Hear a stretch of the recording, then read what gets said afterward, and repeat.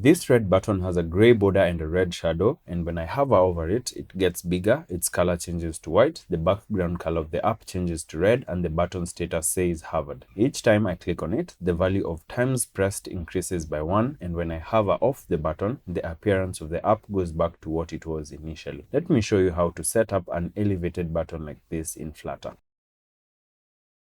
We start off with a blank VS Code window. The first thing I'll do is open up the folder that I've created specifically for this project. Next, I'll open up the terminal and use the command flutter create demo_app to create a new project inside a folder called demo_app. We can see that our new project has been created. Let's head over to the main.dat file to start writing our code. I'll close this terminal and this Explorer window, change the title of this app, remove the comments in this code, and remove some of this code so that we remain with only a blank scaffold. I'll start by creating 3 variables, an integer named times pressed, which initially will be 0, a string called button status, which initially will be empty, and a color called scaffold background color, which initially will be white. I'll then set our scaffold background color as the background color of the scaffold, and inside the body property, I will put a center widget whose child will be a column widget. At the top of this column, we will have a sized box for spacing, then move on to the times pressed information section. In this section, we will have a text widget that says times pressed with a font size of 18, then have a sized box for spacing, and then a text widget that displays our times pressed integer as a string with a font size of 22 and a font weight of 600, and then a sized box for spacing. After this, we'll move on to our button status information section, where we will start with a text widget that says button status with a font size of 18, then a sized box for spacing. After that, we'll have a text widget that displays the button status string with a font size of 22 and a font weight of 600, and then a sized box for spacing. After this, we will move on to the button section, where we will have our elevated button widget, and we will start by defining this button's functionality. We will start by defining the onPressed property, which is what actually happens when the button is pressed, and here we will have a function inside of which we will have a setState function that increases the value of the times pressed integer by 1. We are using a setState function so that the app rebuilds to show us our new value of times pressed. Let's save this for formatting and then move on to the onHover property. Here we will have a function that takes a boolean value as its argument. This value will be true if the mouse cursor is hovering over the button, and will be false when the mouse cursor hovers off the button. If this value is true, we will use a setState function to set button status to hovered and the scaffold background color to red. Otherwise, we will use a setState function to set the button status to blank and the scaffold background color to white. Next, we'll move on to the onLongPress property, which is what actually happens when the button is long pressed. And here we will use a setState function to set the button status variable to button long pressed. Let's now move on to button styling. Inside the style property of this elevated button, we will apply a button style where the shape will be a rounded rectangle border with a border radius of 20 pixels. The reason we're using the material state property all is to ensure that this shape applies to the button in all its states, which includes when the button is in and out of focus, when it is being hovered over, and when it is being pressed. Inside the side property of this button style, we will apply a border side that is gray in color and 1 pixel wide, and this border side will apply to the button in all its states. Inside the background color property of the button style, we will use a function to set the background color of the button to white when the mouse is hovering over it, and red when the mouse is not hovering over it. This function takes an argument which I have called states, and this argument is the list of states of the button at the current time. If this list contains material state.hover, meaning the mouse is hovering over the button, then its background color will be set to white. Let's save for formatting, then move on to the foreground color property of the button style, which in this case will be the color of the text of this button. Here we will have this color as black when the mouse is hovering over the button. Otherwise, this function will return null. That means the app will default to the default foreground color when the mouse is not hovering over the button. Let's save for formatting, then move on to the shadow color property of the button style, which we shall set to red for all states of this button. Finally, we will give this button a fixed size, which will be 150 pixels wide by 40 pixels tall when the mouse is hovering over it, and 140 pixels wide by 35 pixels tall when the mouse is not hovering over it, which means that it will be slightly bigger when the mouse is hovering over it. The last thing we will do is add the button text, and for this, inside the child property of the elevated button, we will have a text widget that says press here with a font size of 20 and a font weight of 600. We are done writing our code, so let's change the device to Chrome so that we can run this app on our browser and then run this app to check it out. Our app has now been built. Let's close this inspector tab and zoom in on our app window. We can see that when we hover over this button, both the background and foreground colors of this button change, and the background color of the app itself also changes. Also, each time we press this button, the value of times pressed goes up by 1, and when we long press this button, we can see that the button status says button long pressed. And that's how you set up a button in Flutter using the elevated button widget. If you have enjoyed this video and found value in it, be sure to give it a thumbs up and share it with someone who might find it useful as well. And if you haven't already, subscribe to this channel with the notifications turned on so that you get notified every time I upload a new video.